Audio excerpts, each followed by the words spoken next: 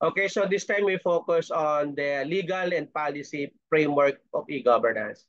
The legal and policy framework of e-governance in our country encompasses various laws, no, regulations, and policies aimed to promoting the use of information and communication technology to enhance government services, transparency, and efficiency. Some key components of this framework, of course, the Republic Act of 10 or 10175, Cybercrime Prevention of 2012, Republic Act number 8792, Electronic Commerce Act. We have Data Privacy Act of 2012, Republic Act 10173. We have Republic Act 9485, Anti-Red Tape Act of 2007, National ICT Policies and Strategies, Executive Orders, and Administrative Issuance. And to give us more details about the topic, let us all welcome our presenter. Go ahead. So, good afternoon po everyone. Naririnig po ba ako? Yes, ma'am. Go Okay ahead. po. Yes, ma'am. Okay. So, to continue, I'll be discussing Module 4 on legal and policy framework for e-governance. So, for today's topic, we have the following intended learning outcomes. First is to understand e-governance, overview of the e-governance landscape in the Philippines, legislation and policies for e-governance, data privacy and protection, digital inclusivity and accessibility, interoperability and standards, open government data initiatives, public-private partnership in e-governance, cybersecurity and cybercrime legislation, evaluation of e-government policies and policy implementation and governance challenges, ethical considerations, as well as global best practices. So to continue, let's define these terms, which is very important for today's report. So first is the use of ICT. When we say e-governance, it is defined as the use of ICT by the government, the public, to enhance access and delivery of the government services to bring about efficient, responsive, ethical, and accountable and transparent government services. And we also have the term ICT, or Information and Communication Technologies. These are actually a diverse set of technological tools and resources used to transmit, store, create, share, or exchange information. So, according to Macapagal and Peralta, so the early development of e-government in the Philippines can be traced back to the creation of the National Computer Center in 1971 to start automating the processes in the government. So it's not just recently, but they have already started in the year 1971. So for this one, under Section 3 of RA number 10844, or the DICT Act of 2015, they actually define e-governance this way. Okay? So let's continue. So let's look at the available laws and regulations related to e-governance in the Philippines.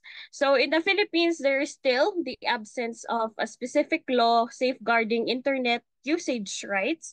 However, the Electronic Commerce Act of 2000 mandates the recognition and use of electronic transaction and documents while imposing penalties for illicit utilization.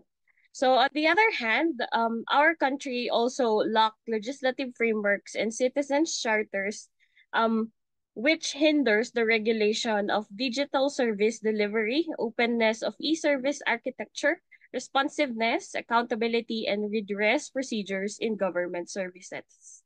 So despite this, there were already laws promulgated in support of e-government in the Philippines, as mentioned in the updated e-government master plan of 2022, which was devised by the DICT in 2019, which is the primary agency of the government to promote the adoption of ICT-enabled services. So some of this would include the DICT Act, as what Dean Mello has talked about. So this laws has paved the way for all government agencies in the country, including the local government units, to embark on e-government initiatives. Okay, so let's continue. So first, we have the Electronic Commerce Act of 2000, um, RA 8792. So it is said to establish the legal foundation for the use of electronic transactions and the transmission of electronic data communications in the Philippines. So making electronic records to be acknowledged in governmental and commercial dealings, as what Ma'am LV has said earlier, when it comes to our digital documents, including the signatures. So in general, it aims to facilitate domestic and international dealings through the utilization of electronics and similar medium. So basically, there are three types of e-commerce transactions in the Philippines. We have the business to business, business to consumer, and consumer to consumer. Okay. So why was this law implemented in support of e-governance? So it was signed into law on June 14, 2000 to focus more on electronic evidence and common online crimes such as hacking, copyright violations, piracy, and etc. So that's why our let's say justice system nowadays accept digital evidences, not only that of those printed evidences. So it was implemented 6 weeks after the controversial and widespread I Love You virus attack, which first appeared on May 4, 2000 as the first ever computer virus created by a college student here in the Philippines. So the government has then outlawed some computer crimes through this law. However, an update when it comes to the computer virus attack or the I Love You virus attack, um, Mr. Onel de Guzman actually was able to go out of prison for being detained, and the law was not implemented when the crime had happened. So there. But nowadays, this is better because we are better protected, unlike before. Okay. We also have another. We have the Cybercrime Prevention Act of 2012, or the RA 10175. So it is put in place to combat offenses related to cybercrime while also promoting cybersecurity. So it makes illegal a variety of activities that are associated with the internet, like hacking, cyber espionage, online fraud, and etc. So it requires the establishment of a cybercrime investigation and coordinating center, or the CICC, so responsible for addressing issues relating to cybercrime.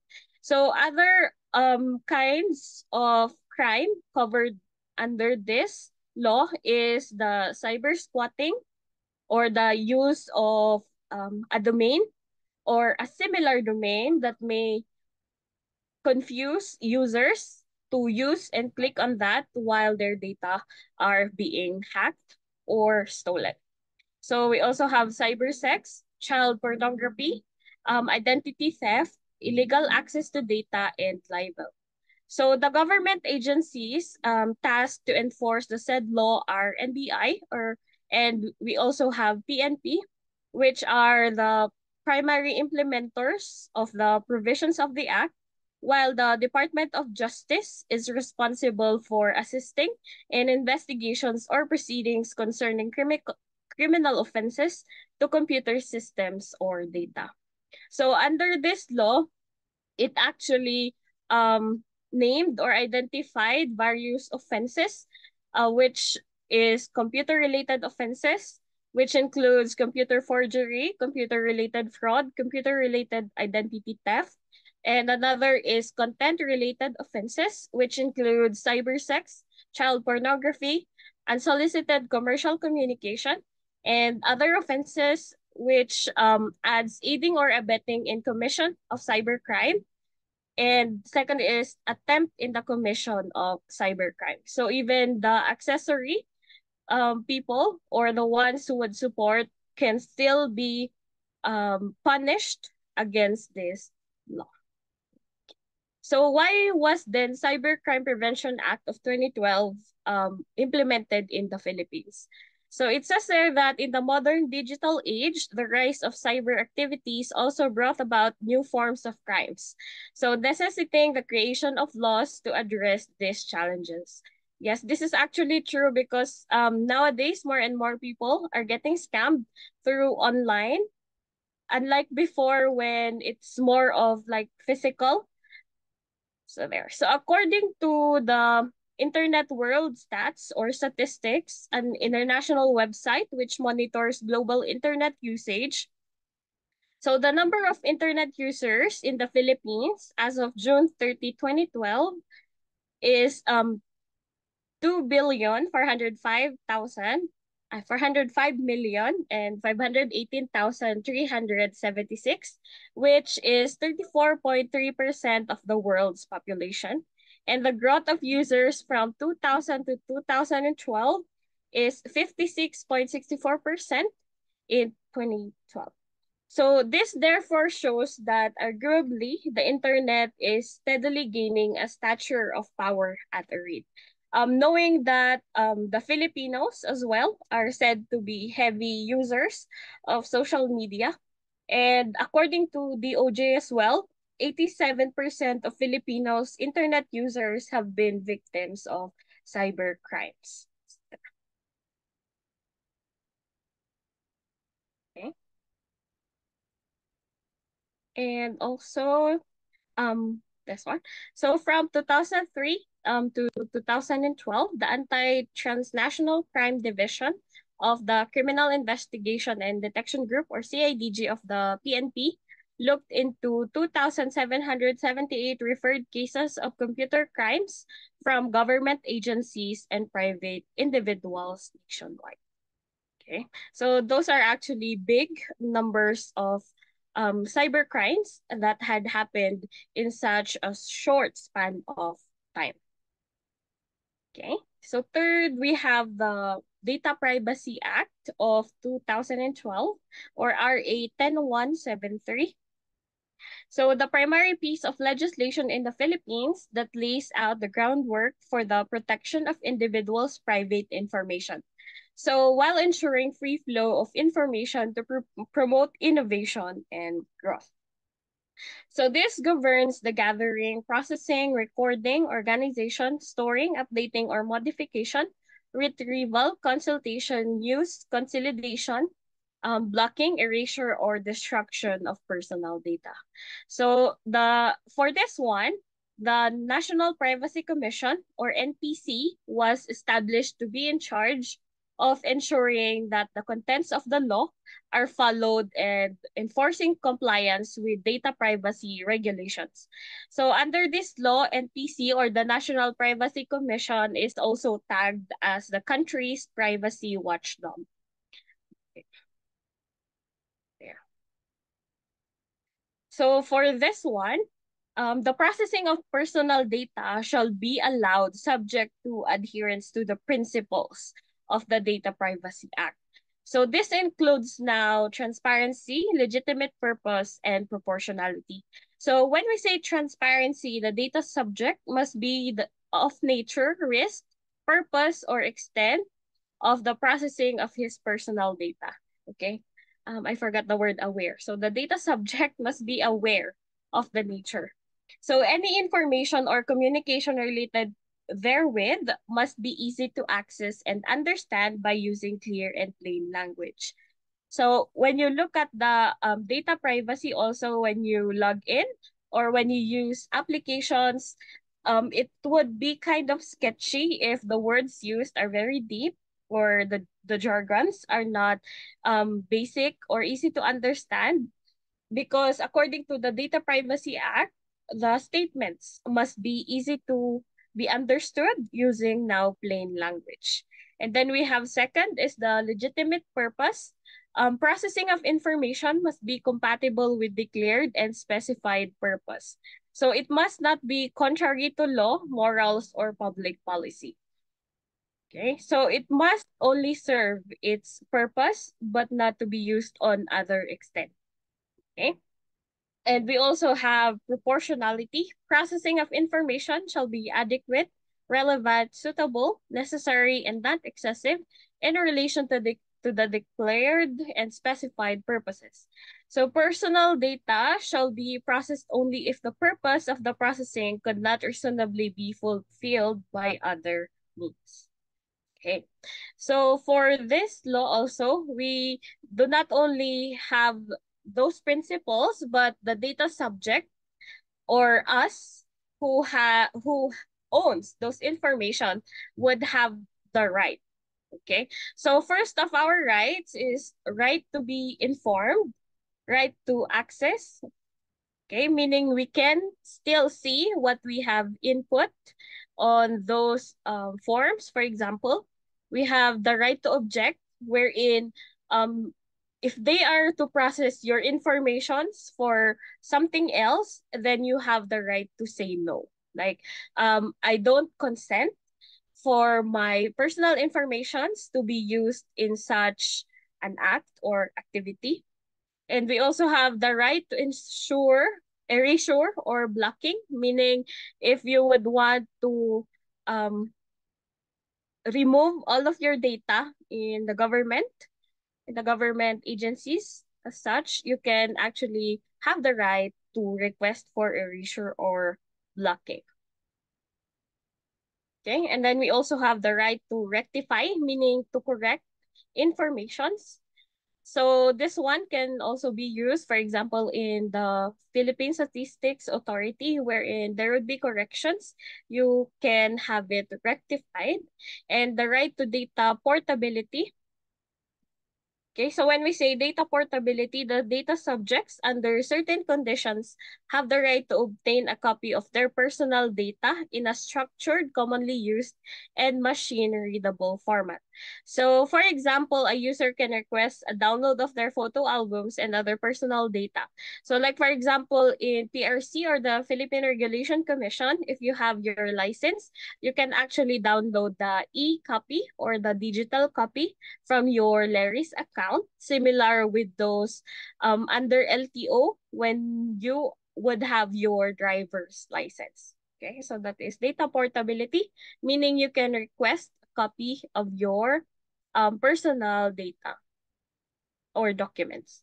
And then we have the right to damages. So if ever a certain agency was, let's say, hacked, and your personal informations were then stolen and used for an analogous act, then you could sue them for for that one. Okay. And then we also have the right to file a complaint. So there. So it's somewhat similar to the right to damages. So those are your rights as the data subject. So how about for personal information controllers and personal information processors? So it must demonstrate accountability for the data entrusted to them by implementing measures to secure the data. So by retaining data only for as long as necessary, and by governing data sharing with third parties and data transfer agreements. So this actually would include now your SSS, financial, credit, and medical data, and other types of data like your home address, telephone number, your mother's maiden name, and other names you are using or your nicknames. Okay. So this act or this law also have 5 pillars.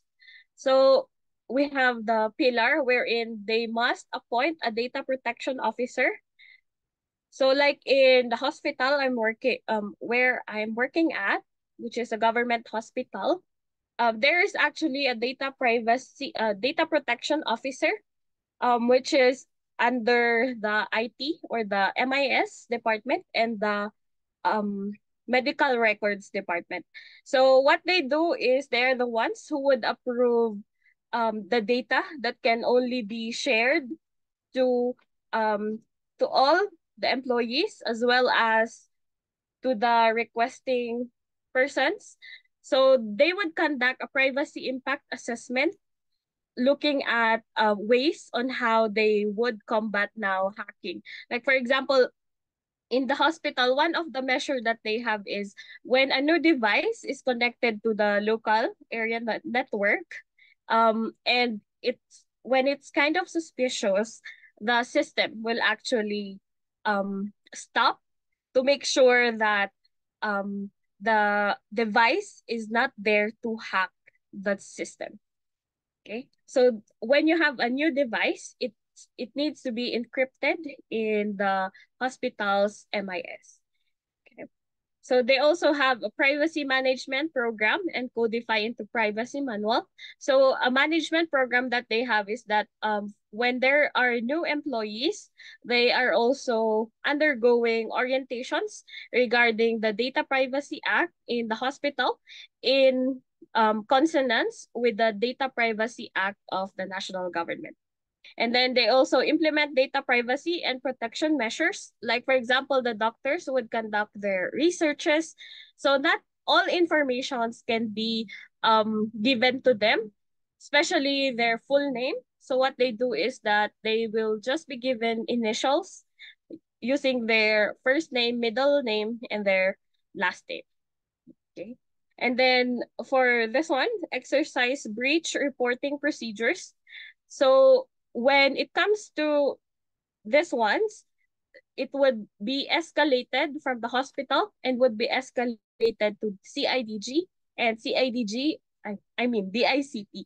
So DICT will be the one to communicate now with the authorities like NBI and PNP, which would have its CIDG to conduct the investigation. Okay. And then why was Data Privacy Act implemented in the Philippines? So it's similar to number two. So with rising concerns by the Information Technology and Business Process Association of the Philippines, of an absence of a data privacy law. Because before there was no, or earlier than 2012, there were actually no law protecting now personal information. And then we have the Philippines has a growing and important business process management and health information technology industry. Okay. And nowadays they say that health informations are actually much more expensive in the black market. So there. And we have the fourth one. So we have the Free Mobile Disaster Alerts Act, or RA 10639. So this is for the purpose of ensuring that citizens are provided with accurate and timely information and warnings in the event of catastrophes. So it requires mobile service providers to issue free mobile notifications during natural and man-made disasters. So I guess everybody has already received an emergency alert either from NTC as an advisory or also NDRRMC when it comes to disasters like earthquake, typhoon, and nowadays I guess it's about the heat index. So this law was approved on June 20, 2014.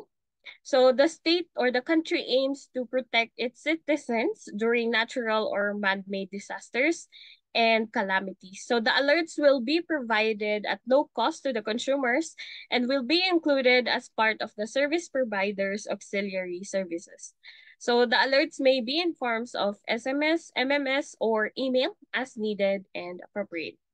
So as for this one, since there are still a lot of numbers who are actually sending messages alerting you of your personal BDO account, for example, or GCash account, they can be, when they are found, okay, they would face the penalties. Like, for example, any person who gives false or misleading data or information or conceals or falsifies a material fact in any investigation, inquiry, study, or other proceeding held pursuant to this act will be punished with imprisonment of not less than 2 months, but not more than 6 months, and with a fine of not less than 1,000 pesos, but not more than 10,000 pesos. So an alien violating this act will be deported after serving the sentence and will not be permitted re-entry in the Philippines. So this one would also penalize those who would give out informations through SMS, like for example, bomb threat or other threats that is very antagonizing or agonizing to individuals. And according to this law, all monetary penalties will go directly to the national treasury. Okay. And then we have the fifth one is the Mobile Number Portability Act, which is RA 112002. So customers of mobile phones are able to keep their original mobile phone numbers even after moving service providers. So this increased competition in the telecommunications industry and gives customer more options, which is good for both. So this law was signed in February of 2019.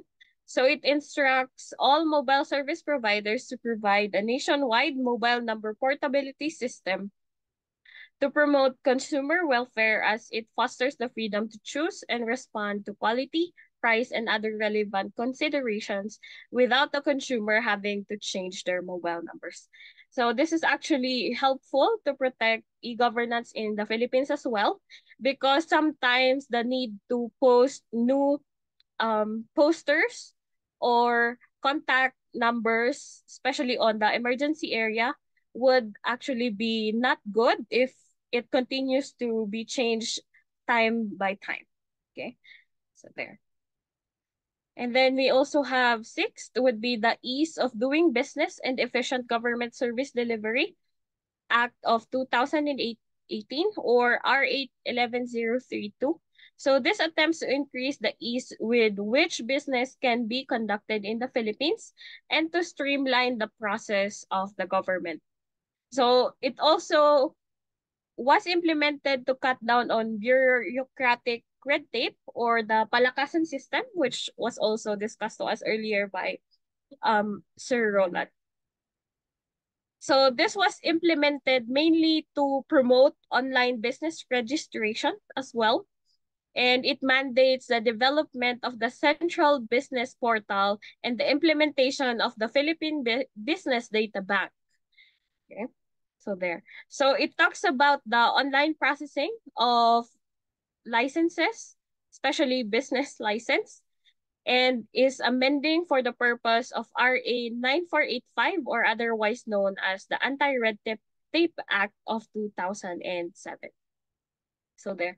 So as for this one, the 6 key reforms would include number one, expedited business permits and licenses. So the law aims to make business registration and permit renewals quicker and easier.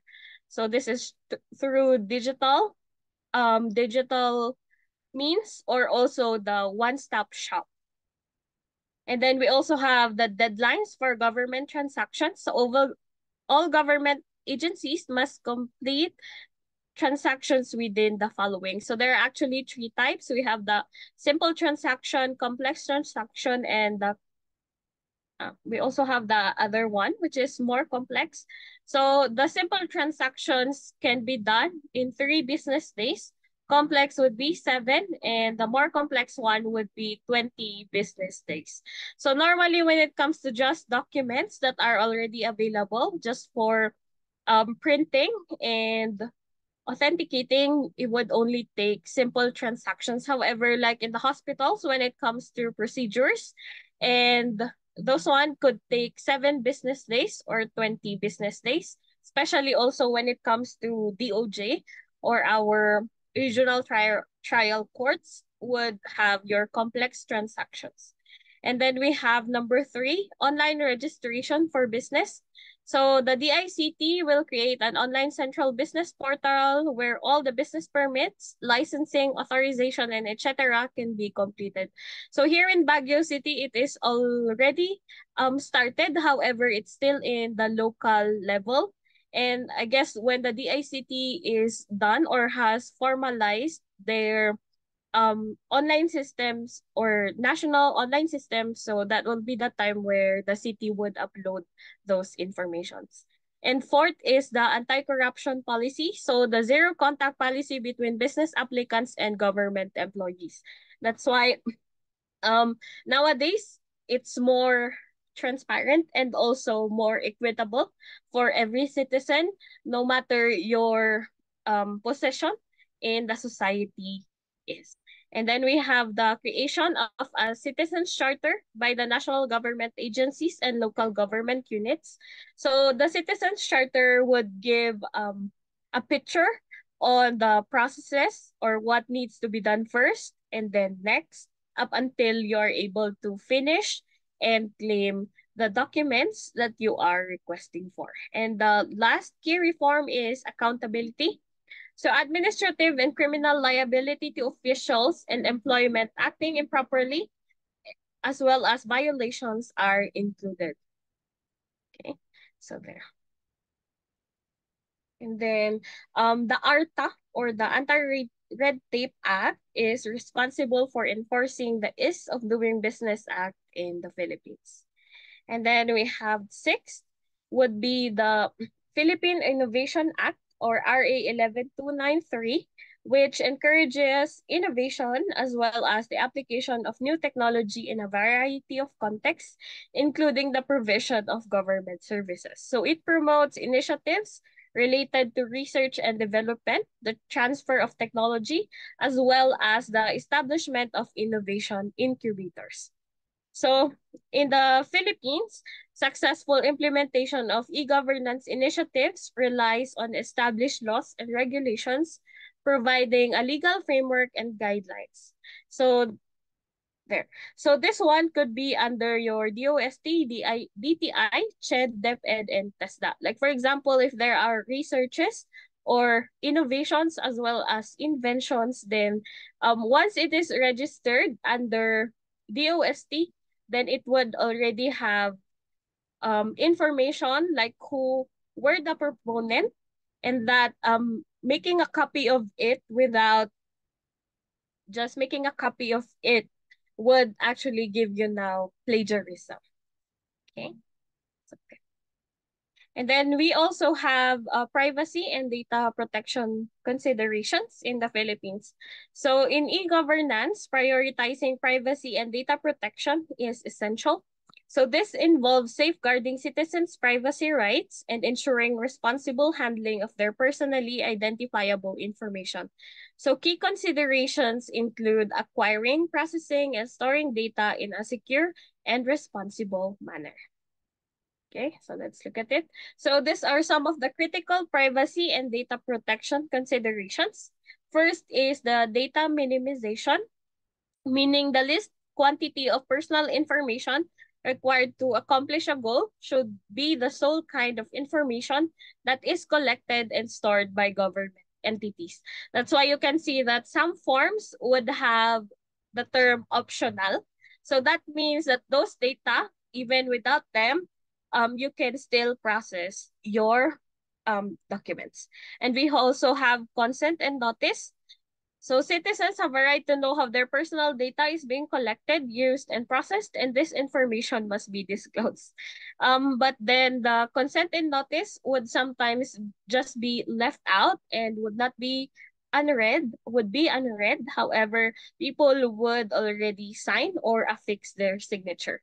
So that's why it is also important for the data owner to read the content of the consent and notice to make sure that they are aware on how their personal informations are to be processed and stored.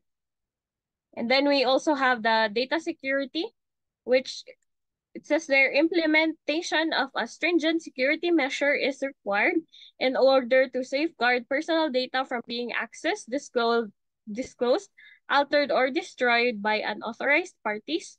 So it is essential to use encryption, establish access limits, and conduct frequent security audits if data integrity is to be preserved.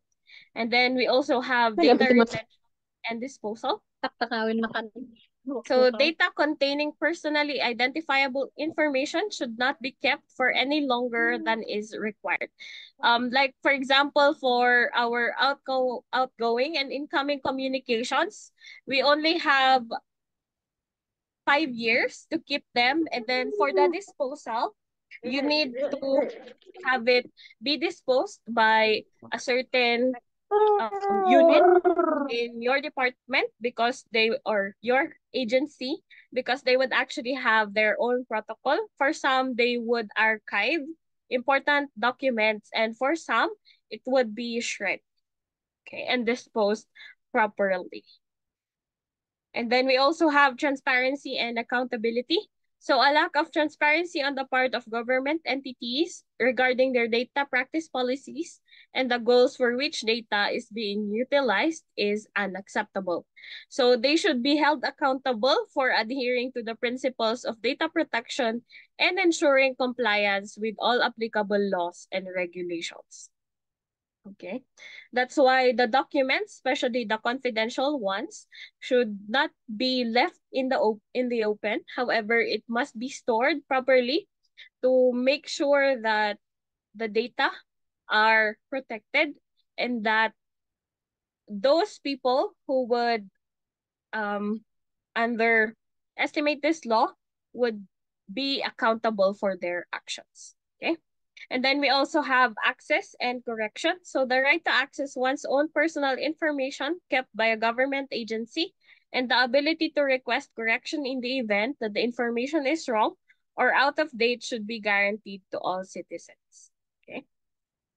So nowadays, the correction on the birth certificates are actually being conducted already, not unlike before, whereas what is written in your birth certificate should be followed. However, nowadays, it can be corrected. And then we also have the anonymization and pseudonymization. So anonymizing or pseudonymizing people's personal information should be done wherever it's possible, both to reduce the likelihood of people being identified and to safeguard their right to privacy. Like what I've told earlier when it comes to the researches that the doctors are doing, they cannot actually have the full name. However, they can just have the initials. Okay. And also when you are to give your satisfaction ratings or feedback when you visit government agencies, giving out your name or your contact number is already optional. And then we also have the cross-border data transfers. So if an individual's personal information is transferred outside of the nation, there should be appropriate protections and agreements in place to ensure that the data will continue to be protected in accordance with local regulations. Okay, and then we also have the data protection impacts assessment. So this needs to be carried out on high-risk data processing operations in order to identify and eliminate potential threats to personal privacy and to guarantee compliance with the applicable data protection regulations. And then we also have training and awareness. So training on data protection principles and best practices should be required for government employees who handle personal data. So this would guarantee that these employees understand the significance of maintaining data privacy and security. And there. And then we also have privacy by design. So when creating electronic governance systems and processes, privacy concerns should be considered right from the start. So this entails incorporating privacy precautions into the conceptualization, design, and implementation of digital service platforms. Okay, because to protect these ones, that's why they would now include that you need to uncover the captcha or like the puzzle where you would have to move it to make sure that a human is using the system as well as passwords. Okay, so e-governance initiatives, when guided by privacy and data protection principles, can foster public trust, instill confidence in government services, and uphold individuals' privacy rights in the digital age. Okay, now let's look at ensuring inclusivity and accessibility in e-governance. So creating an inclusive and accessible digital government is crucial to serving all citizens regardless of their skills, backgrounds, or geographic location.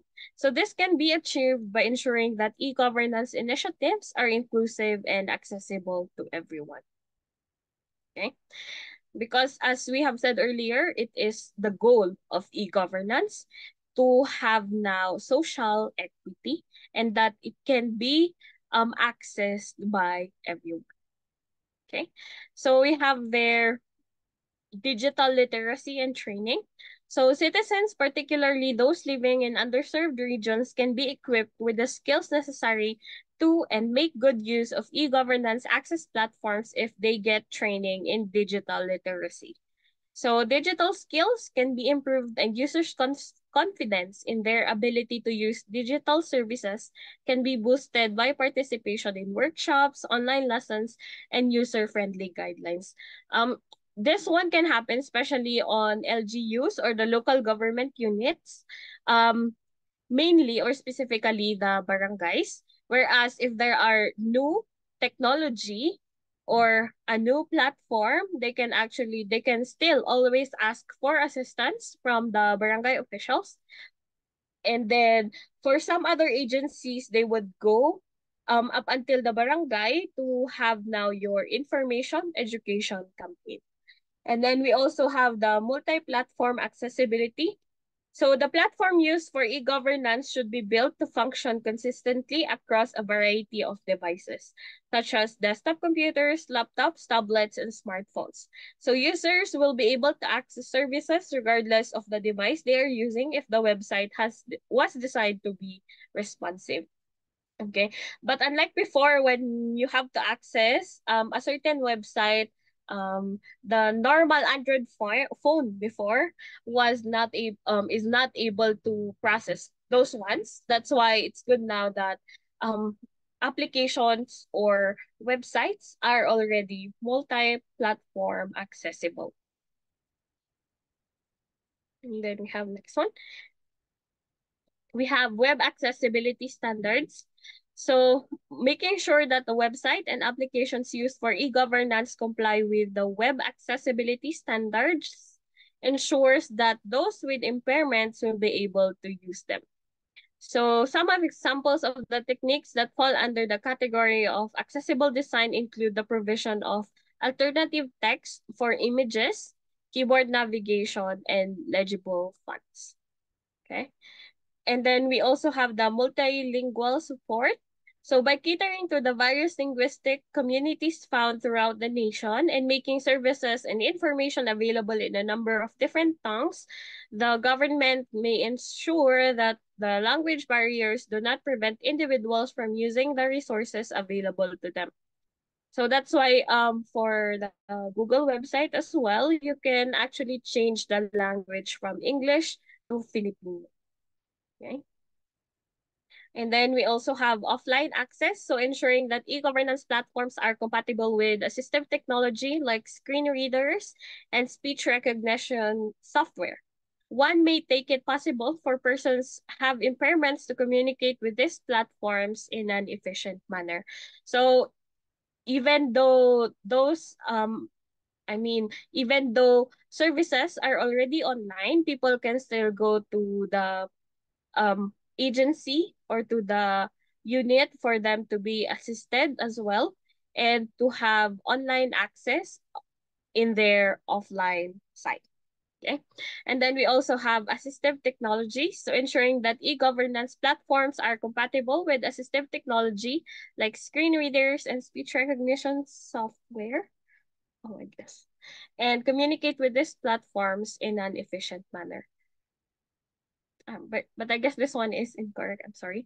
So when we say assistive technologies, this would include now AI or the bots that would actually answer your questions, your query, as what Sir Roland has said earlier. When you would chat to their I guess the Makatizen, for example, as long as the information is there, it would actually give you automated answers. Okay. And then we have engaging marginalized communication.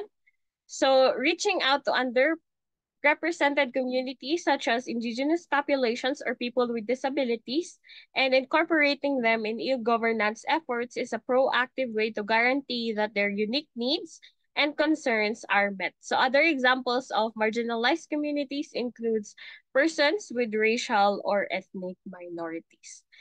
Okay. So therein we have accessible public spaces. So it is possible for people to employ e-governance resources if they have access to digital services.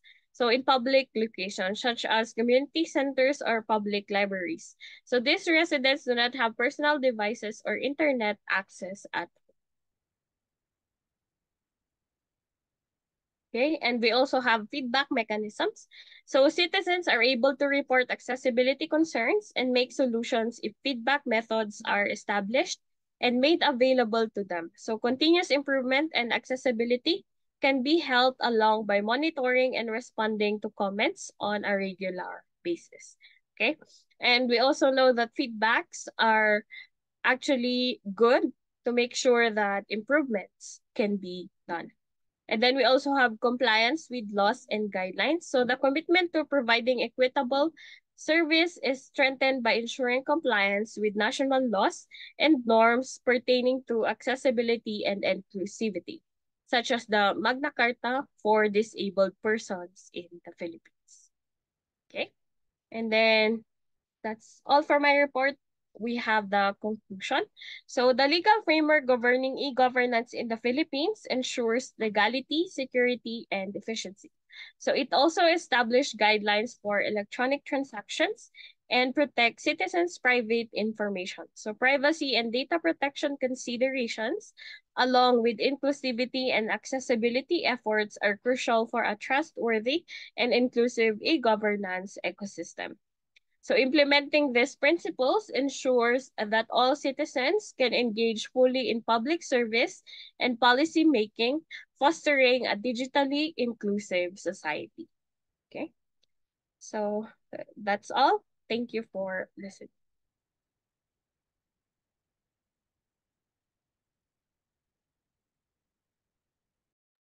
Okay, so thank you so much again. As I mentioned earlier, no, there are certain or available law o no, legal and policy framework in the Philippines, no. In addition to what I have mentioned about the Republic Act of Electronic E-commerce Act, Republic Act Data Privacy, anti-red tape, and so on and so forth, no. We have digital transformation roadmap at the same time, no. We have interoperability standards, public-private partnership, capacity building in digital literacy, cybersecurity and data protection as what our presenter mentioned, and stakeholder engagement and citizen participation. So the legal and policy framework of e-governance in the Philippines encompasses a range of measures aimed at promoting digital transformation, no? Enhancing government services and protecting the rights and interests of citizens. So continued efforts to strengthen this framework, foster collaborations between public and private sectors, and empower citizens through digital literacy and participation will be essential for realizing the full potential of e-governance in our country. Okay? So thank you so much.